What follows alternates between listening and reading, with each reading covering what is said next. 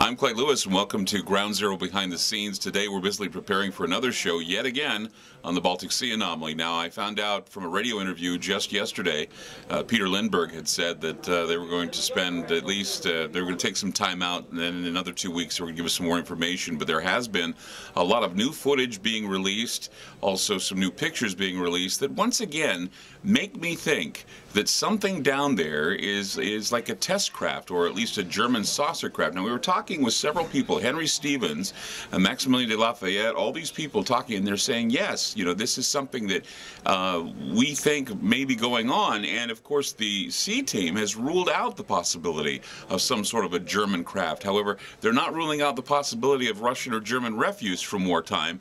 So I don't know exactly what is happening, but there are a lot of things that point to the possibility that this is the fact, that there is something down there that could be a German spacecraft. And this is why.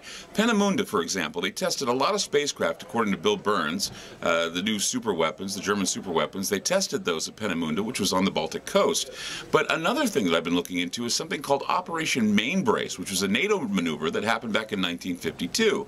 Now, the FDR was sent out there to do these maneuvers, and as they were going out there, there were reports of strange craft that were actually exiting the water, USOs, literally. Triangular craft, circular craft, all craft that would match the German prototypes for these spacecraft that, or these jet craft that Hitler had wanted to have done at war's end. September 13th, 1952. The Danish destroyer Willemoes is in the Baltic Sea north of Bornholm Island. Lieutenant Commander Schmidt-Jensen and several crew members reportedly see a luminous triangular-shaped object moving at high speeds above the water, in close proximity to the main fleet. The bluish object travels westward and suddenly turns southeast, directly toward the FDR.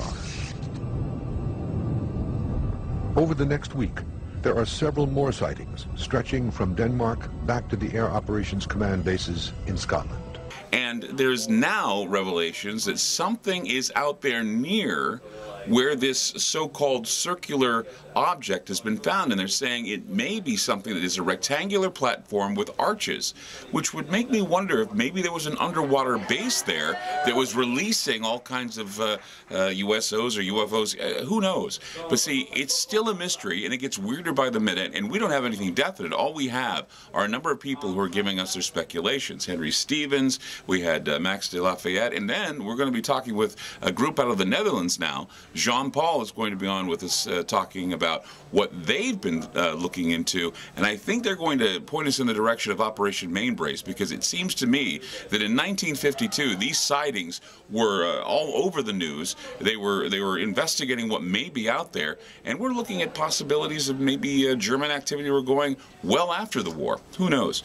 But in the meantime, it is a fascinating topic, and we're giving you all the information we can right here on Ground Zero. So stay tuned, and tonight it's going to get even more interesting, and hopefully we're going to land an interview with Peter Lindbergh, and he can tell us more about what's going on with the crew and what they're going to be doing in the next 2 weeks to try and figure out what is really down there in the Baltic Sea. I'm Clyde Lewis, and this is Ground Zero Behind the Scenes.